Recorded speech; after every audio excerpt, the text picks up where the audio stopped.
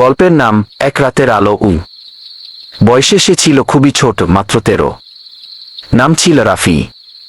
তার বাবা ছিলেন একজন মাদ্রাসার শিক্ষক, কিন্তু রাফি ইসলাম থেকে ছিল অনেক দূরে। নামাজ তো দূরের কথা, অশ্লীল ভিডিও, খারাপ বন্ধু আর গেমসই ছিল তার দিনরাত। একদিন রাফির বাবা তাকে বললেন, বাবা, আজ শুধু এক রাত মসজিদে আমার সাথে কাটাও। কিছু না করলেও চলবে, শুধু বসে থেকো গিয়ে। রাফি খুব অনিচ্ছায় গেল। মসজিদের ইমাম সাহেব সেদিন একটি বক্তৃতা দিচ্ছিলেন, যখন আল্লাহ কাউকে ভালোবাসেন। এই কথা শুনেই রাফি কেমন যেন স্থির হয়ে গেল।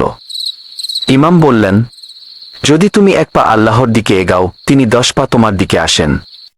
তুমি যদি চোখের পানি ফেলো, আল্লাহ তা অপচয় হতে দেন না গি। রাফির বুক কেঁপে উঠল, যেন কেউ তার ভিতরের অন্ধকার খুলে দিচ্ছে।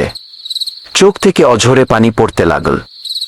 সে রাতেই সে প্রথমবারের মতো সেজদায় গেল, নিজের ভুলের জন্য কাঁদতে লাগল। সেই এক রাত ছিল তার জীবনের মোড় ঘোরানো মুহূর্ত।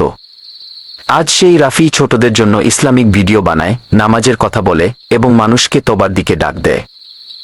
গল্পের শিক্ষা: এক রাত, এক মজলিস, এক সেজদা, কখনো কখনো সেটাই হয় জীবনের সবচেয়ে বড় পরিবর্তনের শুরু।